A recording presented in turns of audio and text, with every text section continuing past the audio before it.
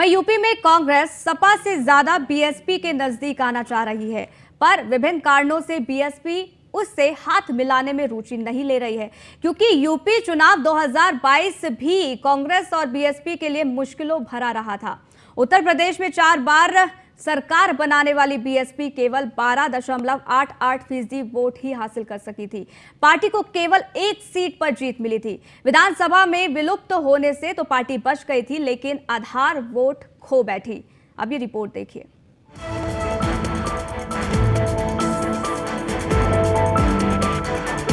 अगले वर्ष 2024 में होने वाले लोकसभा चुनाव के लिए उत्तर प्रदेश की सियासत अंगड़ाई लेने लगी है। भारतीय जनता पार्टी हो या फिर समाजवादी पार्टी या फिर बीएसपी कांग्रेस, सब रणनीति बनाने में लगे हैं। लेकिन एक बात साफ हो गई है कि 2024 के आम चुनाव के लिए बीएसपी ने एकला चलो का ऐलान करके यह तय कर दिया है कि यूपी की 80 लोकसभा सीटों पर चुनाव त्रिकोणीय तो होगा ही। इसके अलावा कांग्रेस के वर्चस्व वाली कुछ सीटें जैसे रायबरेली, अमेठी में मुकाबला चौतरफा भी हो सकता है। 2007 से लगातार कमजोर हो रही बीएसपी को 2024 के आम चुनाव से काफी उम्मीदें हैं। उसे 2019 के मुकाबले बढ़त की उम्मीद है। बीएसपी ने 2019 का लोकसभा चुनाव समाजवादी पार्टी के साथ मिलकर लड़ा था और 10 सीटों पर जीत हासिल की थी। बीएसपी की सुप्रीमो मायावती को 2024 में ज्यादा बेहतर करने की उम्मीद इसलिए है क्योंकि बीएसपी के प्रदर्शन में काफी सुधार आया है। इसकी सबसे बड़ी वजह यही थी कि मुसलमान वोटरों ने बीएसपी प्रत्याशी के समर्थन में खूब वोटिंग की थी। सपा से छिटक कर मुस्लिम वोटरों का रुझान बीएसपी की तरफ बढ़ा है। खासकर आजमगढ़ लोकसभा उपचुनाव में जिस तरह से बीएसपी प्रत्याशी गुड्डू जमाली ने बीजेपी और एसपी को टक्कर दी, उससे बीएसपी के हौसलों को कुछ ज्यादा ही उड़ान मिल गई है। तो वहीं यूपी की राजनीति के कई बड़े मुस्लिम चेहरों ने भी बीएसपी का दामन थाम लिया है। कांग्रेस के प्रवक्ता पंकज तिवारी का कहना है कि कांग्रेस पार्टी को जिसका भी साथ मिलेगा उसके साथ पार्टी आएगी और लोकसभा का चुनाव भी लड़ेगी। कांग्रेस उन सब का साथ चाहती है जो भारतीय जनता पार्टी के आर्थिक सामाजिक आतंकवाद का मुकाबला करना चाहते हैं। सबका प्रयास है कि भारतीय जनता पार्टी जो आर्थिक माध्यमों से पूरे देश में जाल फैलाया है उसको तोड़कर इसको सत्ता से बाहर किया जाए। इसके लिए सारे विपक्ष से बात हो रही है, सब लोग एक दूसरे से बात कर रहे हैं और जो भारतीय जनता पार्टी को सत्ता से हटाना चाहता होगा वो साथ आके चुनाव लड़ेगा और अगर जो नहीं हराना चाहता वो भारतीय जनता पार्टी के साथ खड़ा होगा, परोक्ष या अपरोक्ष रूप से।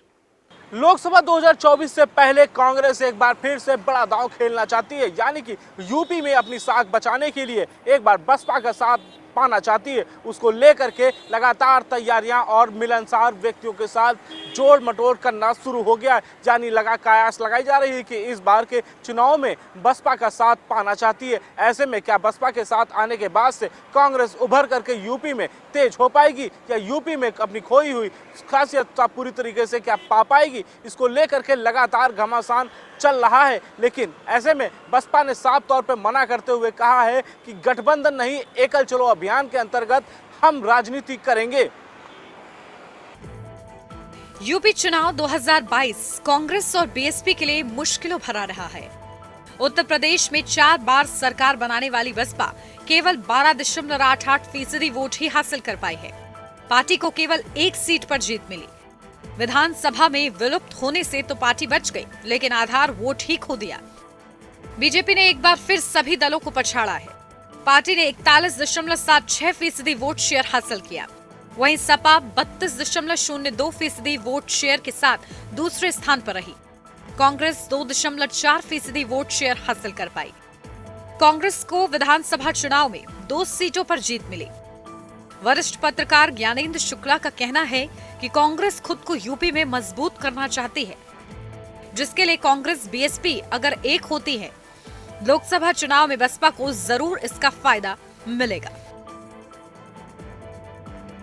उत्तर प्रदेश में जो कांग्रेस की स्थिति है और जो बसपा की स्थिति है, इन दोनों में बड़ा फर्क है। बसपा अपने आप में मुकम्मल पार्टी है, उसकी सरकार 4 बार रह चुकी है और वो अपने अस्तित्व को कम होने नहीं देना चाहती है, जबकि कांग्रेस के में शामिल होने से उनके अस्तित्व में काफ़ी कमी आ सकती है, उसमें डेंट लग सकता है। इसलिए मायावती चाहते हैं कि वो स्वतंत्र रूप से रहकर के चुनाव तो लड़ें, लेकिन कांग्रेस के साथ नहीं। कांग्रेस एक बड़ा जहाज है कि उसमें अगर कोई बैठता है तो वो समा जाता है, कांग्रेस वैसी की वैसी बनी रहती है। गठबंधन का मन तो है, कई बार अखिलेश यादव भी कहते हैं कि हम कांग्रेस हमें आगे करके लड़े, लेकिन मुश्किल ये है कि जो क्षेत्रीय पार्टियां हैं वो आगे होकर के लड़ेंगी तो फिर कांग्रेस क्या करेगी। कांग्रेस की लीडरशिप में ये आना नहीं चाहते, इसीलिए गठबंधन की मुश्किलें आ रही हैं। अगर राष्ट्रीय लोकदल, समाजवादी पार्टी और बहुजन समाज पार्टी या और छोटी छोटी जो पार्टियां हैं वो कांग्रेस का नेतृत्व तो स्वीकार कर लें तो कोई संकट ही नहीं, तब कांग्रेस बहुत ताकत के साथ उभर सकती है। लेकिन चूंकि ये दल कांग्रेस का नेतृत्व स्वीकारना नहीं चाहते हैं, इसीलिए मुश्किल आ रही है और इसीलिए गठबंधन बनने में विलंब हो रहा है या मुश्किलें खड़ी हो रही हैं। बीएसपी सांसद की राहुल गांधी की यात्रा में शामिल होने के बाद जिस प्रकार के कयास लग रहे हैं, उससे साफ है कि यूपी की राजनीति में दोनों राजनीतिक अकेले प्रभाव खो रहे हैं। विपक्ष की राजनीति का चेहरा अभी समाजवादी पार्टी बन गई है। उस मोमेंटम को यूपी निकाय चुनाव से बदलने की कोशिश है। अगर इस प्रकार की चर्चाओं का निकाय चुनाव के परिणाम पर असर दिखता है तो निश्चित तौर पर सपा इसे अगले लोकसभा चुनाव के लिए मैदान में आजमा सकती है। 2024 चुनाव से पहले ही रणनीतियां बननी शुरू हो चुकी हैं। यानी साफ है, जिस तरीके से एक तरफ देखा जाए तो ब्राह्मण ट्रम्प कार्ड खेला जाता है तो दूसरी तरफ कहीं मुस्लिम ट्रम्प कार्ड खेला जाता है। ऐसे में अब गठबंधन की बातें तेज होने लगी हैं। यानी जहां दूसरी तरफ महागठबंधन चल रहा है, वहीं अब दूसरी तरफ अगर बात की जाए तो कांग्रेस भी बसपा का हाथ चाहता है। ऐसे में हाथी की इस रफ्तार के साथ चलने के लिए तेज कर रहा है अपनी कयात। ऐसे में क्या लोकसभा चुनाव से पहले ये महागठबंधन में एक साथ बसपा और कांग्रेस देखने को मिल पाएंगे? सबसे बड़ी बात है कि जिस तरीके से कांग्रेस तो अपना मन बना चुकी है यूपी में बसपा के साथ चुनाव लड़ने का, लेकिन कांग्रेस अभी तक भी कई मुद्दों को लेकर के भटकती नजर आ रही है। ऐसे में बसपा ने भी अपना मूड बदल दिया है, यानी एकल चलो अभियान के अंतर्गत इस बार के चुनाव को लड़ना चाहती हैं। कैमरामैन अमित सहानी के साथ मैं संदीप मिश्रा, न्यूज़ 1 इंडिया।